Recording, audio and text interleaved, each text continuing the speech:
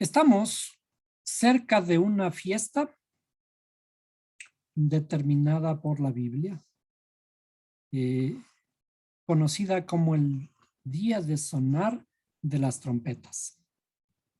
Esta fiesta es una celebración religiosa instituida en las Escrituras, cuyo significado está estrechamente relacionado con el fin del año lunar hebreo o bíblico, tal como está en las Escrituras. En la Escritura aparece ciertas celebraciones que deben celebrarse de acuerdo al calendario lunar. Cuando la luna nace nuevamente, es el inicio de mes. Cada mes es una luna nueva. Pero así como cada mes es una luna nueva, después de 12 lunas, a veces son 13, se inicia también un nuevo año. Esto es similar a nuestras celebraciones cuando se acaba el año, en el mes de diciembre. El calendario nuestro es más reciente que el calendario bíblico. El calendario solar fue instituido finalmente por un papa llamado el Papa Gregorio, por eso el calendario se llama calendario gregoriano. Pero el calendario lunar sigue siendo celebrado fielmente por el judaísmo. Y gracias a ellos que se ha mantenido este calendario, con este calendario podemos revisar y entender las escrituras. Este día es un día de importancia que se conoce bíblicamente como el día del juicio. Así tal como aparece en el Nuevo Testamento, el juicio final. El juicio final no es más que una celebración de fin de año. La celebración de fin de año en la que celebramos o recordamos que debemos hacer un juicio cíclicamente, cada vez.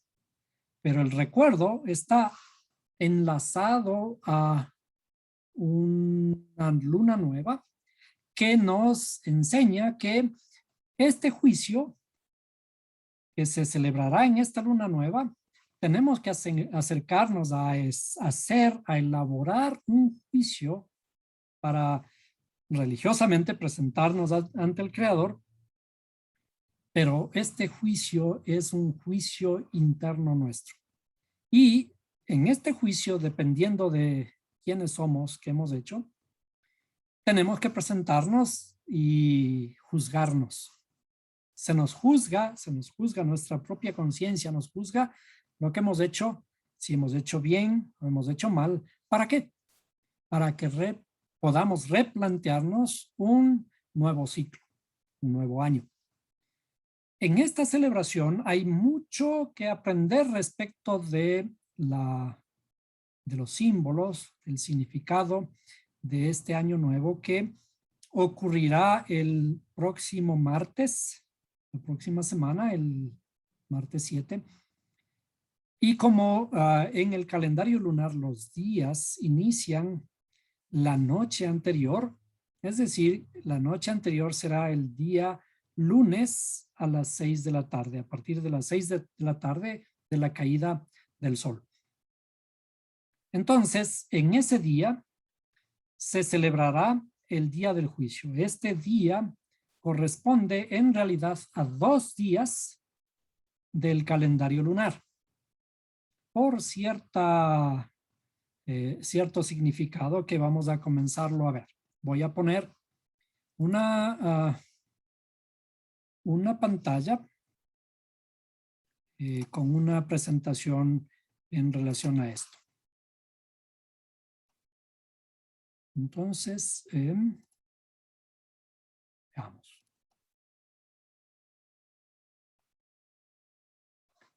En hebreo,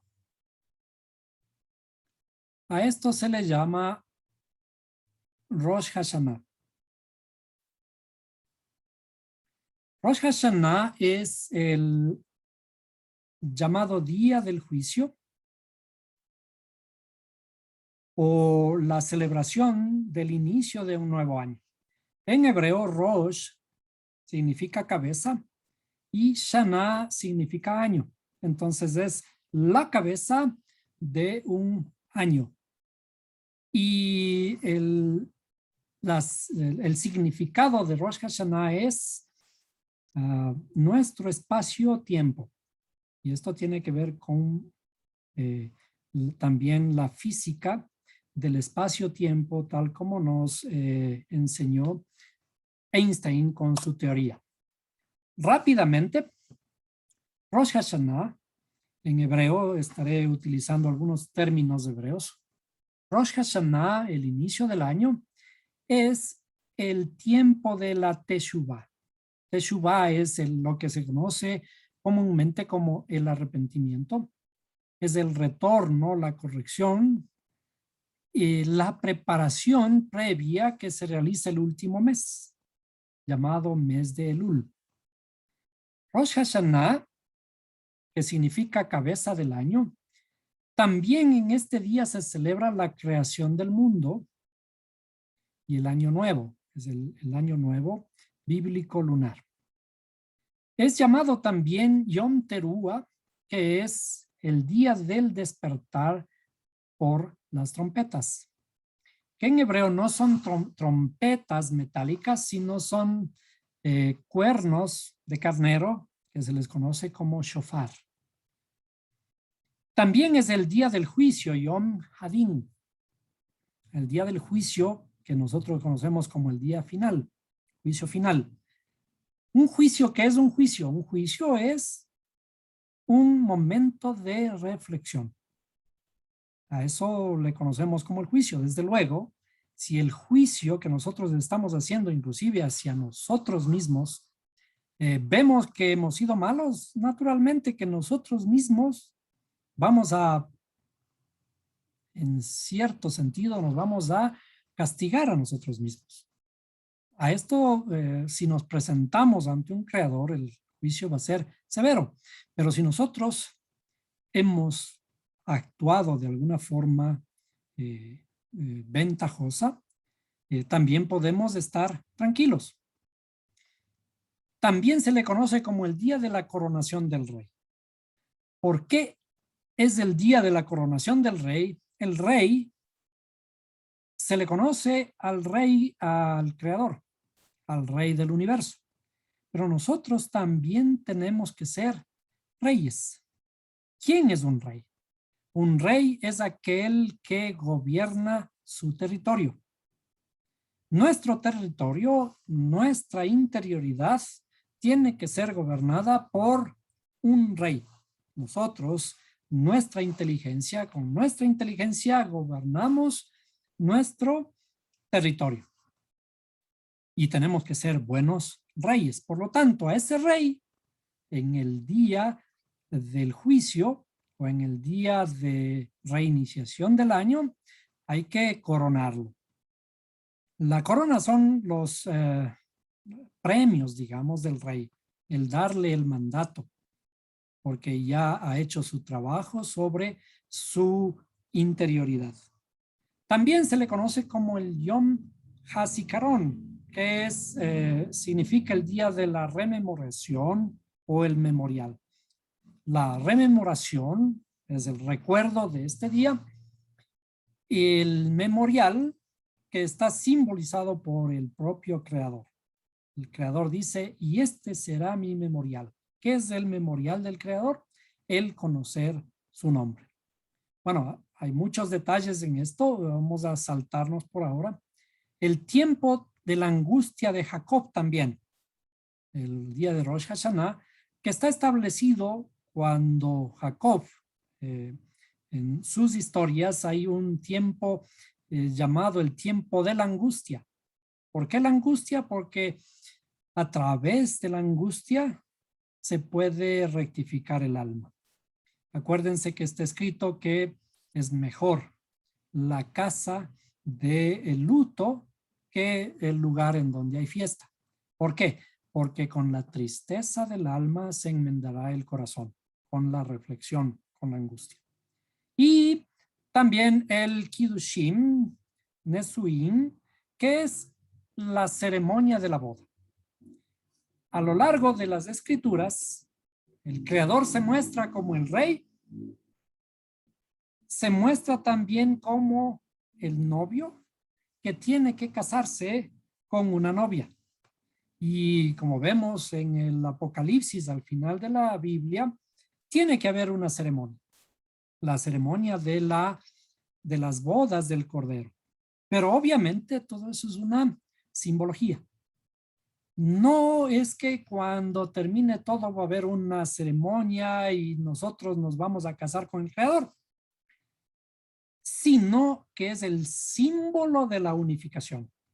El símbolo de la unificación con el Creador que tiene que darse también en nuestra interioridad. Si nosotros no tenemos un matrimonio interior, mal podemos asistir a un matrimonio con el Creador. Bueno, ya avanzaremos un poco en este tema. ¿Por qué decíamos que está esto enlazado a la teoría de la relatividad de Einstein? Porque estábamos viendo que es la celebración del espacio-tiempo. Einstein dijo que el espacio-tiempo es uno. Es decir, no existen dos cosas, una que es el espacio, nuestras tres dimensiones, y otra que es el tiempo que transcurre, sino que las dos son una sola. El espacio-tiempo es uno. Es como una tela de araña que están fusionadas entre sí. Y este espacio-tiempo vamos a ver que tiene ciertas propiedades interesantes.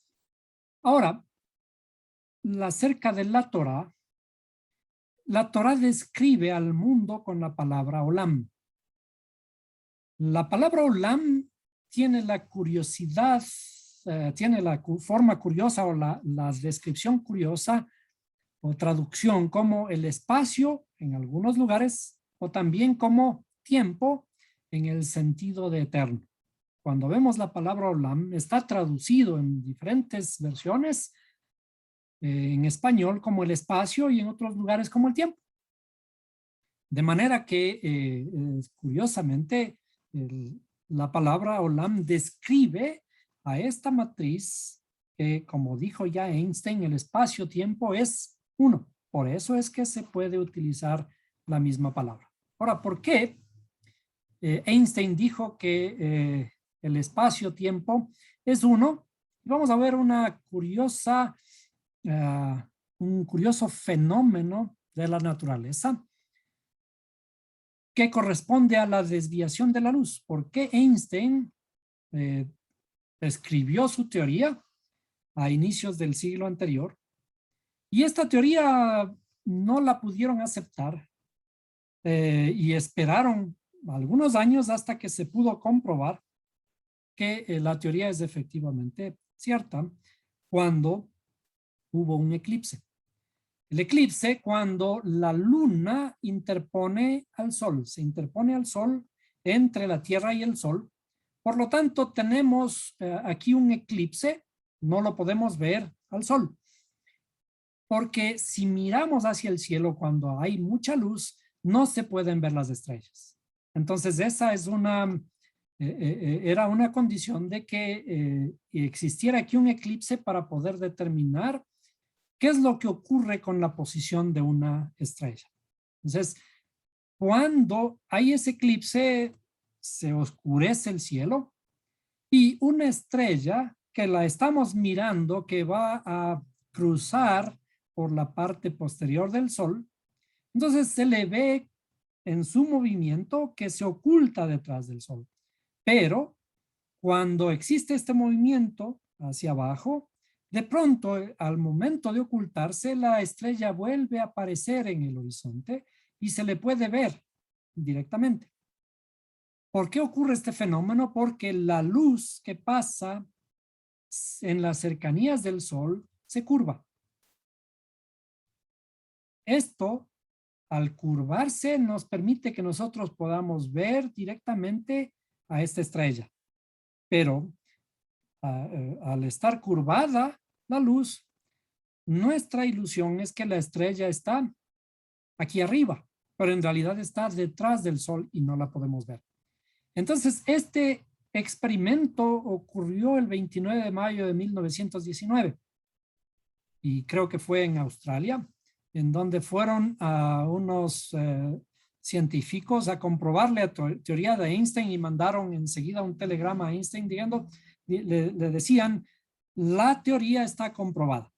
Entonces, allí muchos científicos creyeron la teoría de Einstein. ¿Y cuáles son las consecuencias de esta teoría?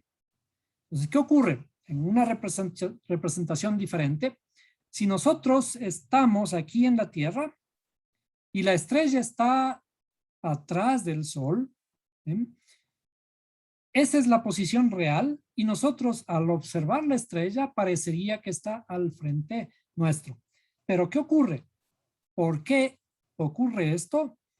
Este fenómeno de que se curva, y Einstein determina de que de alguna forma el espacio se curva por la influencia de una estrella masiva como es el Sol. Como si tuviéramos aquí una tela y esta tela está curvada por el peso de esta estrella. Entonces, debido al peso de la estrella, entonces la luz cambia de posición. Por lo tanto, como dijo Einstein, el espacio-tiempo en el que vivimos es curvo. Y de acuerdo a lo que vemos en la escritura, el espacio-tiempo está escrito en la Biblia como el mundo o el tiempo en el que vivimos es curvo. Ahora ya podemos entender un poco el asunto del tiempo, que el tiempo, si el tiempo es curvo, podemos darnos la idea de que a lo mejor el tiempo en el que vivimos es una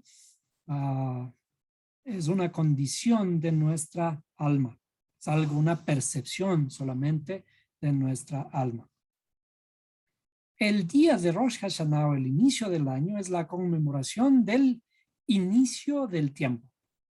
Como está escrito en la Biblia, el inicio del tiempo, cuando Dios creó el mundo. Pero ¿de qué mundo habla la Biblia que fue creado? Veamos poco a poco.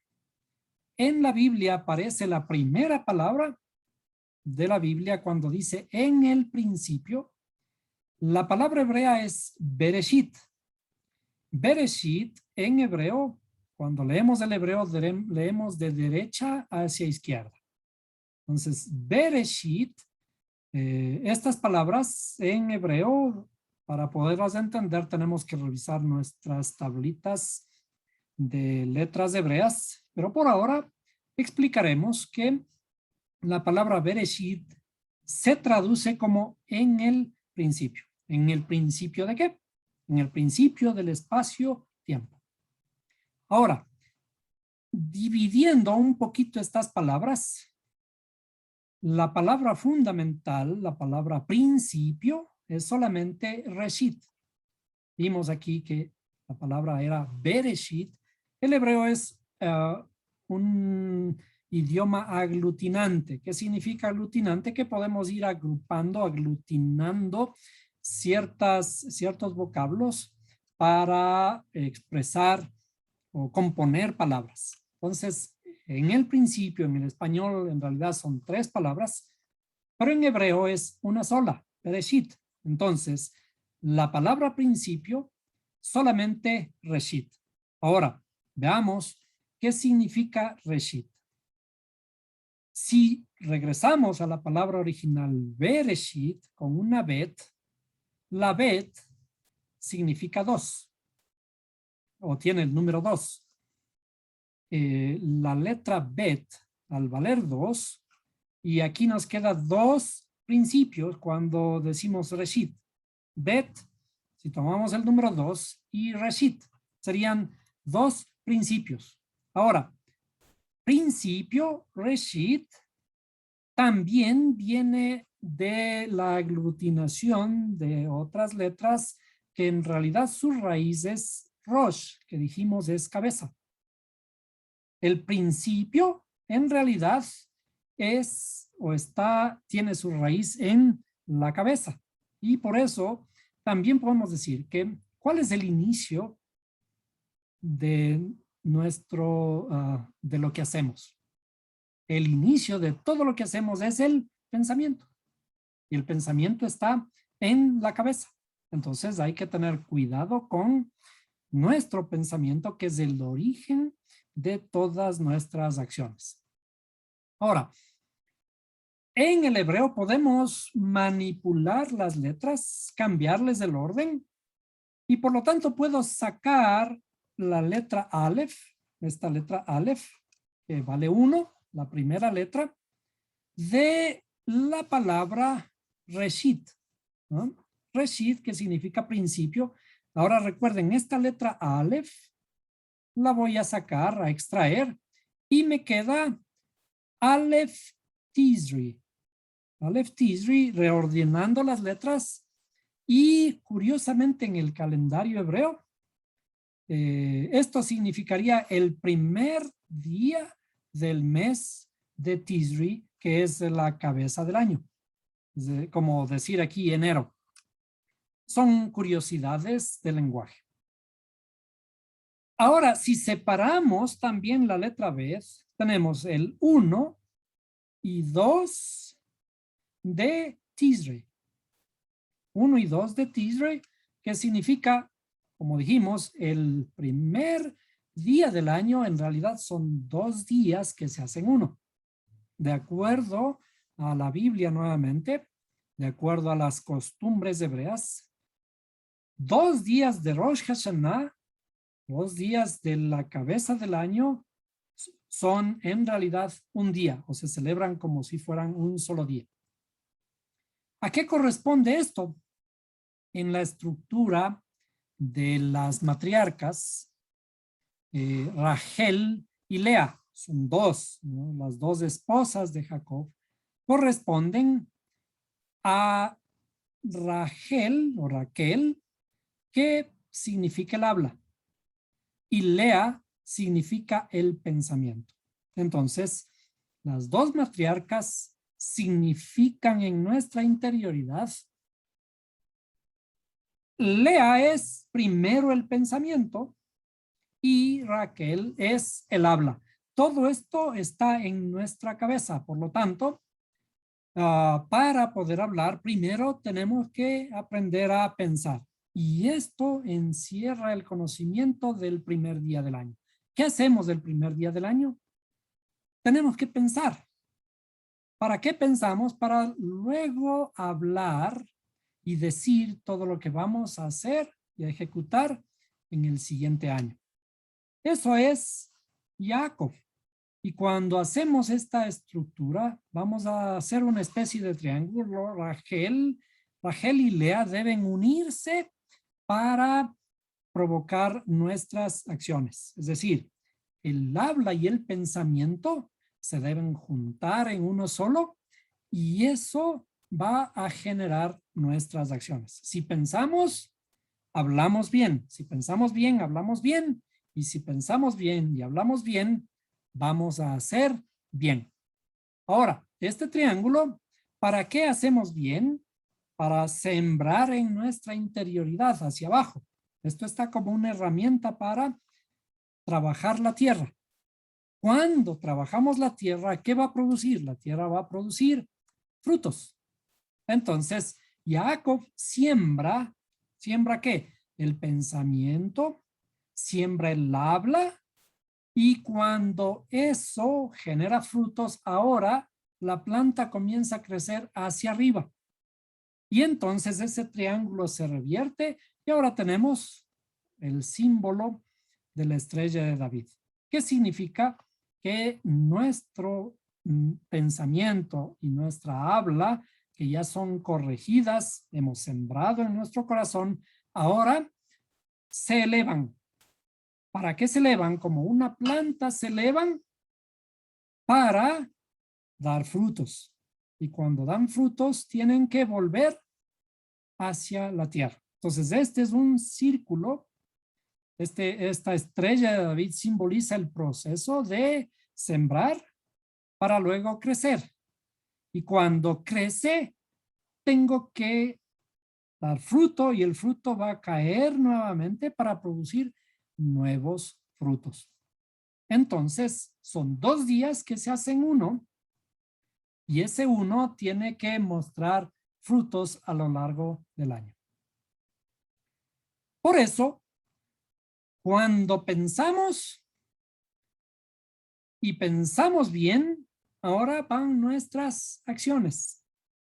Y cuando actuamos, esas acciones nos llevan hacia adelante. Porque ¿qué pasaría si pensamos mal? En lugar de ir hacia adelante, retrocedemos o nos caemos. Ahora, el espacio-tiempo, hemos dicho que el espacio-tiempo es curvo. Y por eso el día del inicio del año es la conmemoración de que el espacio-tiempo es curvo, es como un círculo. Y al ser un círculo es un ciclo. Y los ciclos se repiten. Entonces, el día del juicio final es un día de repetición. Es un día que tenemos que analizar para reflexionar. Y cuando hacemos eso, estamos aprendiendo acerca del espacio-tiempo que es curvo.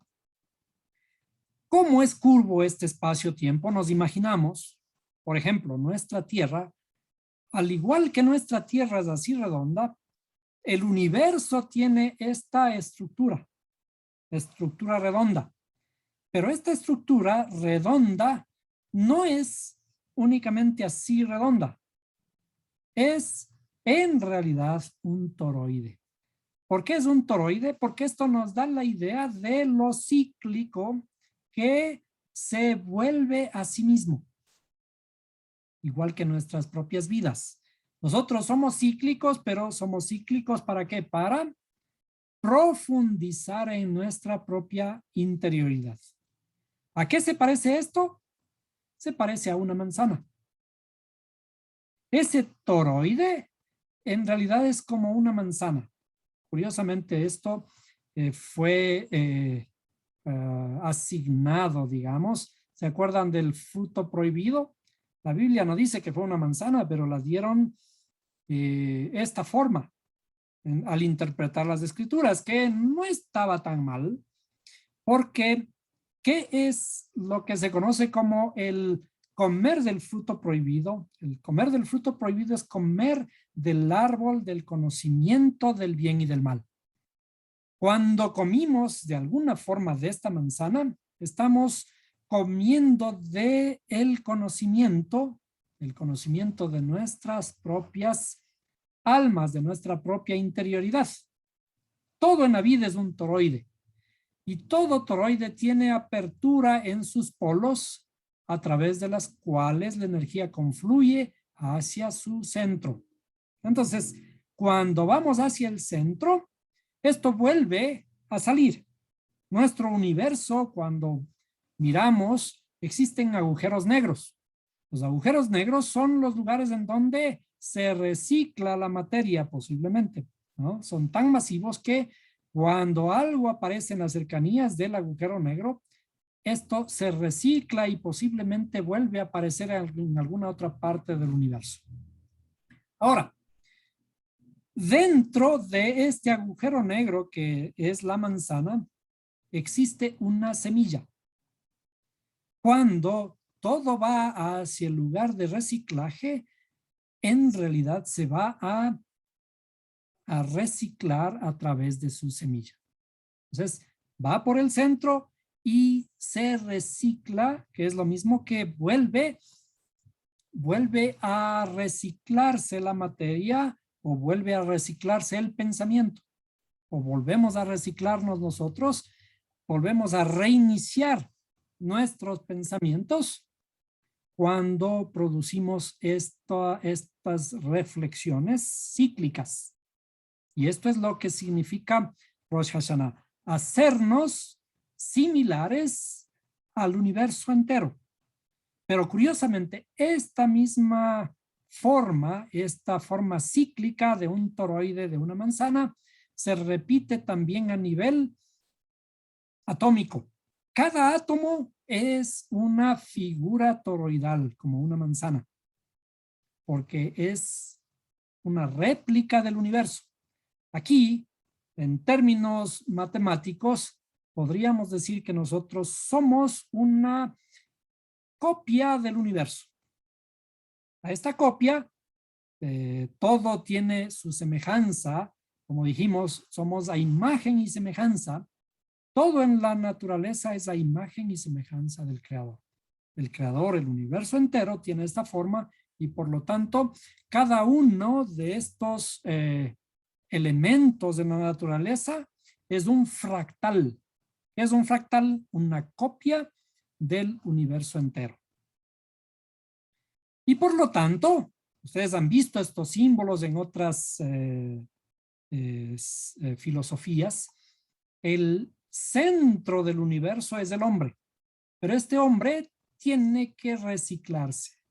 ¿Por qué el centro del universo es el hombre? ¿Por qué? Porque es la criatura sublime del universo. Es la creación máxima del universo.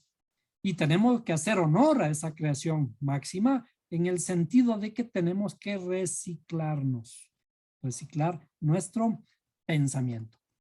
Entonces, por esto es que en Rosh Hashanah la costumbre de comer manzanas y de tocar el cuerno de carnero llamado el shofar, el sonido del shofar.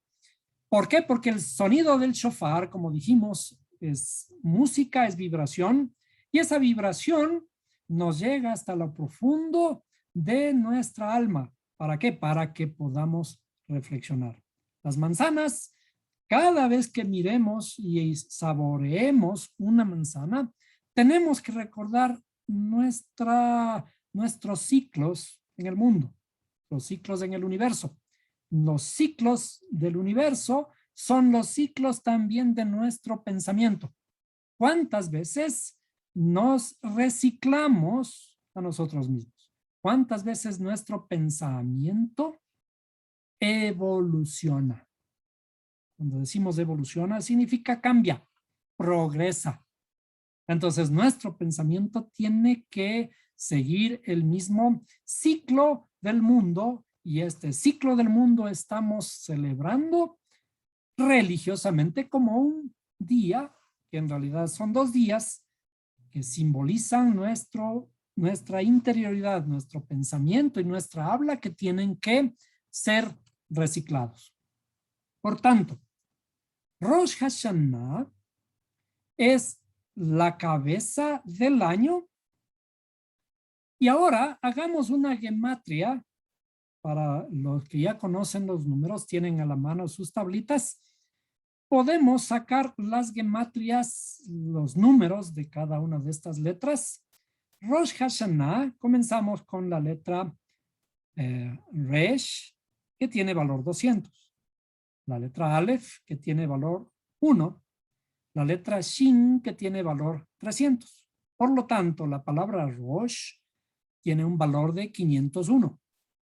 Y Hashanah, que es el año, la cabeza del año. El año es con la letra Hei, que vale 5. La letra Shin, que vale otra vez 300. La letra Nun, que vale 50. Y la letra Hei, que vale 5. ¿Cuánto suma Hashanah? 360. Revisemos este número, tengamos cuidado en este número. ¿Qué significa Hashanah? El ciclo de nuestra vida, que son 360, que equivalen ¿a qué? Equivalen a un círculo completo. Es decir, la palabra Shana equivale a una vuelta de 360 grados. Bien, algunos significados de los nombres. Rosh es cabeza, que también significa hinchar ombligo, principal, año, comenzar, que es 501, y Shana, el año, que significa Shané, espacio, tiempo, Shana, sueño, dormir, pero decíamos esta gematria de 360 que nos da la idea de un ciclo completo de 360 grados. Shana es la celebración de nuestros ciclos. En las simbologías que ya hemos visto, religiosamente, ¿por qué religiosamente se celebra como el mes del arrepentimiento, el día de la cabeza del año, de la creación del mundo, etcétera? Porque es un día de recordación, es un día de preparación, es un día de juicio para prepararnos hacia un nuevo año. Cuando hablamos de que el fin del mundo está enlazado a una nueva creación del mundo. Es decir, desde el punto de vista hebreo, el mundo está en continuo reciclaje. ¿El mundo se acaba? Sí. ¿Se va a acabar? Sí. Y cada vez que se acaba, se vuelve a reiniciar. Entonces, cada año se celebra el fin del mundo, pero cuando se celebra el fin del mundo, también se celebra la creación del mundo. El fin está enlazado con el principio. Es decir, está bien que es el día del fin del mundo, pero cuando hay un fin, hay un principio. Y por esto este día se celebran 2 días, porque un día recordamos el fin y otro día recordamos el inicio. Por lo tanto, es un día de juicio, de reflexión, coronación de nuestras acciones, recordar, rememorar las grandes acciones, pero también angustiarnos por lo que no hemos alcanzado a hacer. A eso equivale la reflexión. Pero, ¿por qué es también una boda? Una boda implica la unificación. ¿La unificación de qué? La unificación de la novia con el novio. ¿Quién es la novia? Nuestro aspecto femenino. ¿Quién es el novio? Nuestro aspecto masculino. El novio y la novia deben juntarse, deben unirse, hacerse una sola carne. Es decir, nuestros dos aspectos interiores, varón y mujer, tienen que estar unidos. ¿Cómo estamos unidos? ¿Se acuerdan que dice la casa que está dividida no permanece? ¿Cuándo permanece? Cuando estamos en armonía. Entonces, primero, la armonía tiene que manifestarse en nuestra interioridad para luego reflejarse hacia el exterior, hacia nuestro hogar, por ejemplo. Si en nosotros no estamos unificados, esa desunión se manifiesta al exterior. Esto es lo que está simbolizado por Jacob, Jacob en hebreo. Jacob fue cambiado de nombre hacia Israel. Es decir, evoluciona su nombre desde un estado, Jacob, que es un estado, digamos, ladrón. ¿Se acuerdan que Jacob fue suplantador? Entonces su estado inicial fue un estado de oscuridad. Y este estado de oscuridad tiene que transformarse en Israel. ¿Cuándo ocurrió esta transformación? Cuando luchó en su noche. En su noche significa en su angustia, en sus problemas, en su caos. Lucha toda la noche para transformarse en Israel. El ángel le cambia de nombre y ahora se llama Israel. Somos dos entidades, somos una entidad oscura y una entidad emblanquecida. Somos esta dualidad. Jacob es llamado Israel, pero en algunas partes de la Biblia, de los profetas, es llamado también Efraín. Jacob en su estado original en el estado de su oscuridad es llamado Efraín. Veamos ahora qué representa este Efraín. Efraín es la gran pregunta, el gran cuestionamiento que yo debo hacerme. ¿Quién soy yo?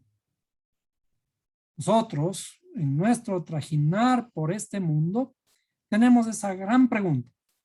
Y la Biblia es para cuestionarnos precisamente esto. ¿Quién soy yo? ¿Por qué estoy aquí en el universo? ¿Quién soy yo? Tiene que ayudarme a responderme la Biblia. Y la Biblia me presenta todas estas estructuras para que yo pueda reflexionar y encontrarme a mí mismo. ¿Quién soy yo? Es el inicio de los cuestionamientos para encontrarme a mí mismo. Efraín es este proceso que comenzamos como Efraín, que tiene que transformarse en Israel. Efraín en la escritura comienza desde una Aleph, para leerse de derecha a izquierda, y tiene que pasar por un proceso, ¿sí?, de corrección que es en su terminación im. Pero para que ocurra ese proceso en realidad es el proceso inverso, de izquierda a derecha. Entonces, Efraín lo vamos a analizar de esta forma. Im es la pluralidad. Nosotros somos multipolares. Cuando la psicología dice que nosotros somos bipolares, ¿qué significa esto? Que tenemos doble personalidad. Pero en realidad la escritura habla de que somos multipolares, que tenemos múltiples personalidades, que actuamos de diferentes formas en diferentes lugares, que pensamos diferente de acuerdo a la ocasión, que en nuestra casa existen diversas opiniones, inclusive para nosotros mismos, dependiendo del estado de ánimo. Entonces, somos multipolares, y esto se refiere a Efraín. Efraín es la representación de nuestro estado inicial, del estado que tenemos que corregir. ¿Cómo nos corregimos? La letra Reish significa la depuración. Tenemos que depurarnos. ¿Y con qué nos vamos a depurar? Con el habla, con la comunicación. ¿Cuál es el método que emplean los psicólogos para ayudarnos psicológicamente? Los psicólogos nos hacen hablar. Y cuando nos hacen hablar, el habla nuestra nos ayuda a reencontrarnos a nosotros mismos. ¿Por qué? Porque cuando hablamos, nuestra habla vuelve a ingresar a través de nuestros oídos. Y cuando vuelve a ingresar a nuestros oídos, nos escuchamos a nosotros mismos y ese sonido y esos recuerdos y esas palabras vuelven a ser recicladas por nuestro pensamiento.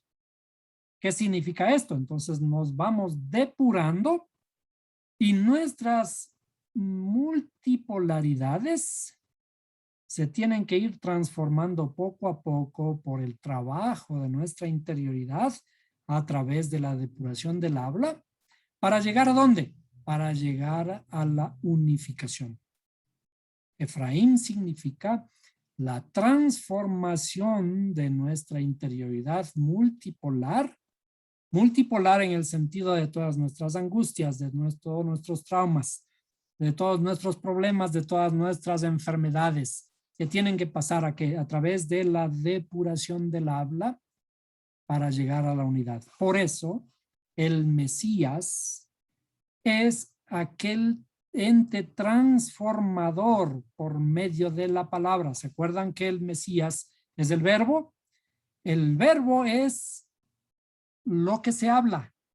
El verbo es la misma palabra, la palabra de Dios. Entonces, ¿cómo transformamos nuestra interioridad? La multipolaridad.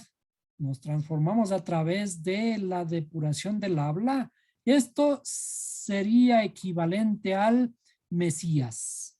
Entonces, naturalmente que nuestra transformación tiene que ver con la fe en el Mesías o en el Mashiach, que es la depuración por medio del habla para llegar a la unidad. Cuando llegamos a la unidad, entonces, como hablamos en un video anterior, el profeta sale de su caos y asciende hacia el templo. El profeta Eliseo, Elisha en hebreo, sale del caos, de la oscuridad, que es esta parte derecha, la pluralidad. La pluralidad es el cambio, el caos. Del caos hacia la unificación. Y esta unificación se debe dar a través de este proceso de depuración del habla. Entonces, de la bipolaridad o multipolaridad, debemos depurarnos por medio del habla para llegar a ser uno. Y esto de llegar a ser uno es el símbolo de Rosh Hashanah. Unificarnos o el matrimonio con el Padre. La boda o la boda de nuestra interioridad, de nuestra tierra con nuestras facultades intelectuales. Por lo tanto, esto equivale a lo que en la escritura se llama Rasha, el hombre malo, que tiene que transformarse en Sadik, un hombre bueno. El objetivo de toda nuestra transformación es transformar nuestro hombre malo en un hombre nuevo, en un hombre justo. Entonces, Rasha es nuestras negatividades que se deben transformar en acciones positivas. Por lo tanto, Rosh Hashanah, ¿qué es? Son 2 días que deben hacerse uno. Yo también soy 2 días. Este es un tiempo de reflexión, por eso se llama el fin del mundo. Es una oportunidad para buscar la unidad, porque estos 2 días tienen que convertirse en uno. Es el matrimonio de mis cualidades internas. ¿Para qué? Para buscar la unidad en mi interioridad. ¿Por qué? Porque el rey, no hay rey sin reina. El rey, no hay rey sin territorio. Y no hay rey sin pueblo. Es decir, mis facultades intelectuales equivalen al rey. Necesito una reina, que son mis cualidades emocionales.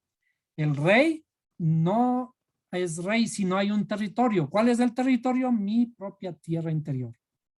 El rey, no hay rey sin pueblo. El pueblo está aquí en mi interioridad. Entonces, por esto, la alegoría, cuando el creador le dice a Abraham, le dice a Sara, de Sara escucha su voz. ¿Qué significa? La historia, como que el creador le dijera a Abraham, mira a Sara, ella tu mujer, escúchale a ella. Pero en realidad, ¿qué es lo que está ocurriendo? La Torá es algo vivo, la Torá es algo presente en nuestras vidas. El creador nos está diciendo a cada uno de nosotros, de Sara, de tu esposa, de tu reina, escucha su voz. Pero esto no implica en realidad en el exterior nuestro, sino en cada uno de nosotros. ¿Cuál es mi esposa? ¿Quién es mi esposa? Mi propia interioridad. ¿Con quién dormimos cada uno de nosotros, varones y mujeres? Con la mujer que hay en mí. Esta es la mujer que, si está mal, es la que el proverbio dice, quien duerme contigo es tu enemigo. ¿Por qué? Porque en mi interioridad, en mis deseos, en mis angustias, en mis pasiones, si mis pasiones no responden a mi inteligencia, entonces mi interioridad es mi enemigo. Pero si es que estas intenciones internamente nosotros están corregidas, tenemos que escuchar la voz de nuestra interioridad. ¿Por qué? Porque el tesoro más grande que está en nosotros está aquí, en nuestra interioridad, en nuestras emociones, en esta inteligencia emocional que llevamos dentro de cada uno de nosotros. Esto está simbolizado por esta historia de la esposa de Jacob llamado Hayé Sara. Muy bien. Entonces, es el resumen de lo que significa el día de celebración del Año Nuevo, el día del juicio, el día de la creación del mundo. ¿Por qué? Porque es un nuevo inicio, una nueva creación. Entonces, cada uno de nosotros, en cada uno de nosotros existen estos ciclos, así como existe el ciclo en el mundo en el que vivimos, en la Tierra, que está regido por la luna.